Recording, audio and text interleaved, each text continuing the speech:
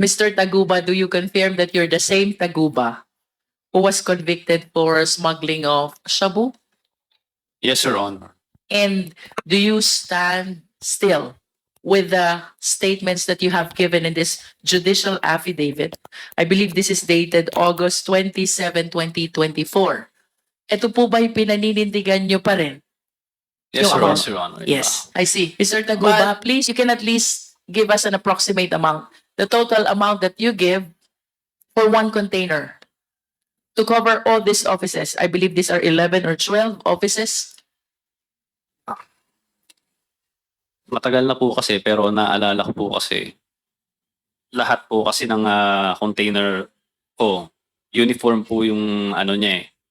Yung Flat rate. binabayad. Oh. So, 170,000 Per container. per container.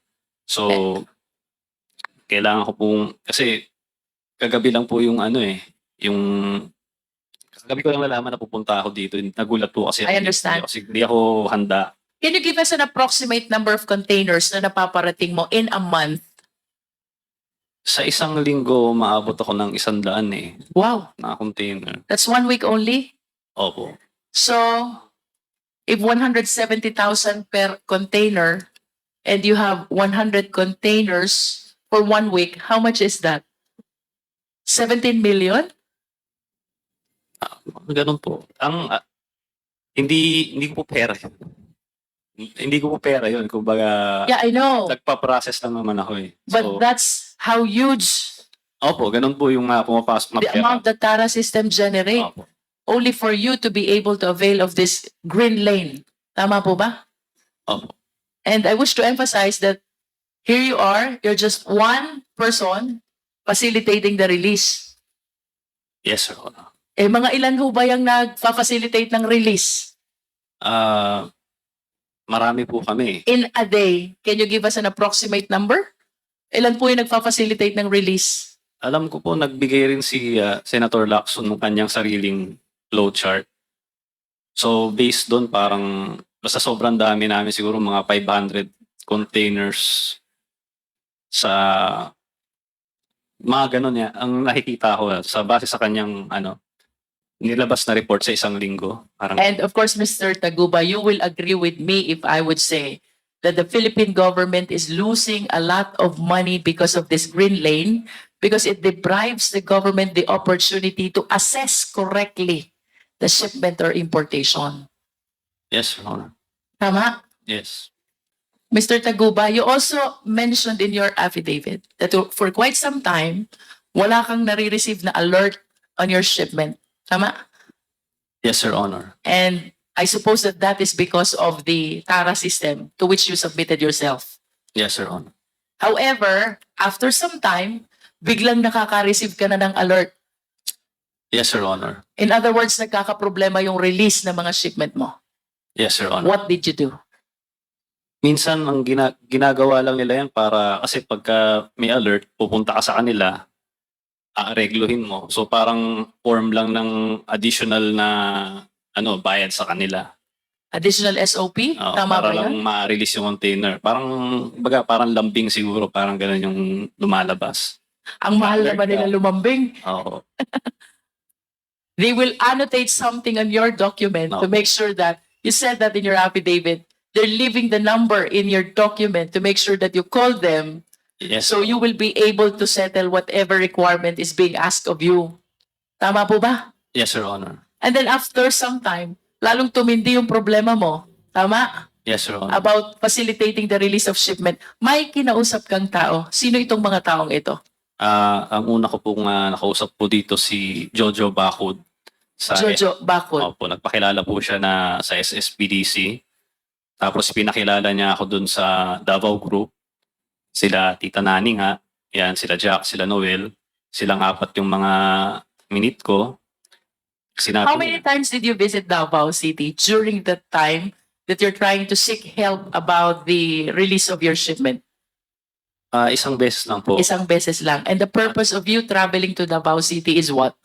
Kasi pinapunta nila ako dun eh. For what Wala purpose? na naman akong, sabi nila, kailangan ko raw magbigay ng tuition fee. Ganyan. Tuition fee. Yes.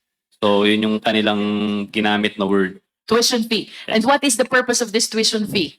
Ayun, para ma-accept daw ako sa grupo nila.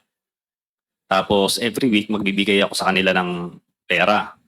With your admission in this group that you are referring to, what representation did they give you in relation to the challenges that you are experiencing with regards to the release of your shipment?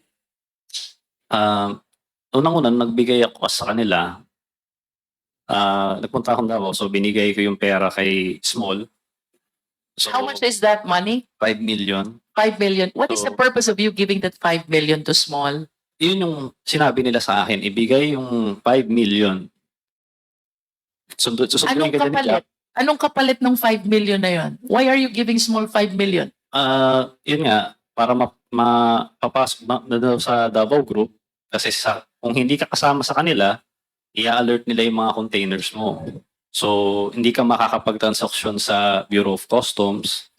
So, sa pagkakaintindi ko, lahat ng players ginawa yun. Mr. Taguba, you likewise mentioned in your affidavit, Pulong Duterte, Yes, Your Honor. you did, and Manscarpio. Yes, Your Honor. Can you please enlighten us? Why did you mention these two names in your affidavit?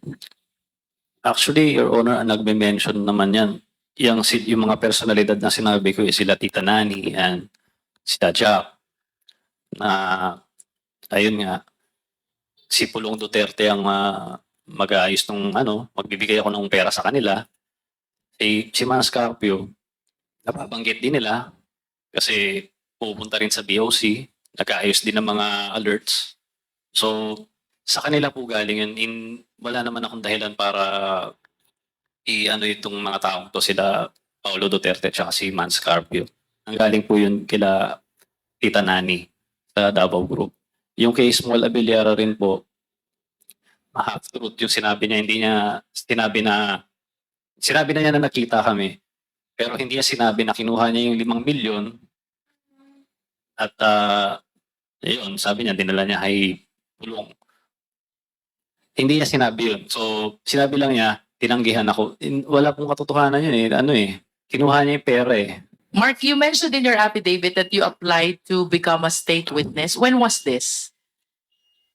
Nung na-mention ko po kasi si Pulong,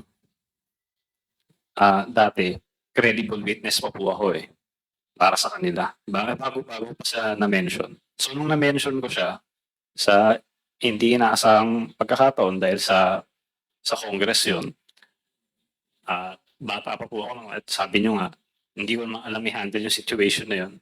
So, nabanggit ko siya. Lahat ng pangharas ginawa nila sa akin. Tinanggalan pa ako ni Senator Gordon ng Sergeant at Arms. Pagkatapos kong pagtuturo lahat ng mga taga-VOC na tumatanggap ng tara sa akin. So parang pinabayaan na niya ako para mamatay. Ngayon, walang nakasuhan na customs, ako lang ang nakasuhan. Ang kinonvict nila sa akin na kaso itong drugs na to, wala talaga akong kinalaman. Is it not that the reason why your application for state witness was denied is because you recanted your statement against Pulong Duterte and Manscarpio? Mr. Chair? Mr. Chairman, just an interjection, just full disclosure. Mr. Mark Taguba is a witness, one of the witnesses in my illegal drug smuggling case against Mr. Pulong Duterte and Small Abiliera and the others. And right now, Where is that pending, Senator?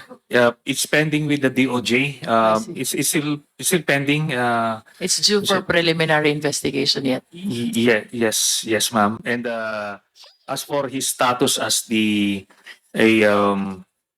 for the inclusion in the witness protection program, it's also pending, Mr. Chairman. And right now, I got word from his lawyer that he is receiving threats right now from some people involved in the case, and that's why I'm going to plead on his behalf that he would be temporarily transferred into the detention facility of the House of Representatives, just so we can we can protect him, Mr. Chairman.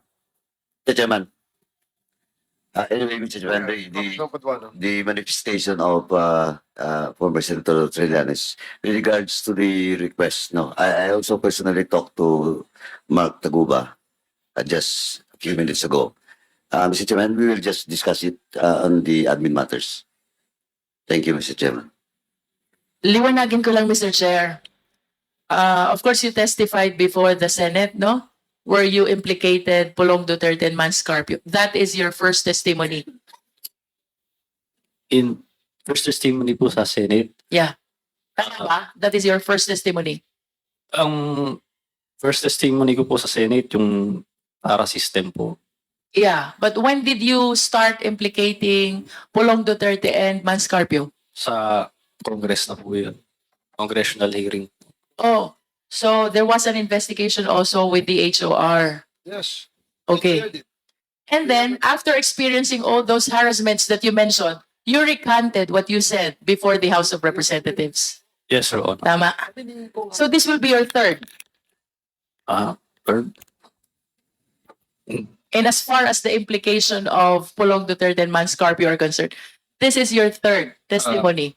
Your Honor, as far as I'm concerned, wala naman nagbago dito sa sinabi ko dito sa Yeah. iba. But there, you mentioned having recanted what you said in the first investigation because you're experiencing already a lot of harassments. Tama ba yun?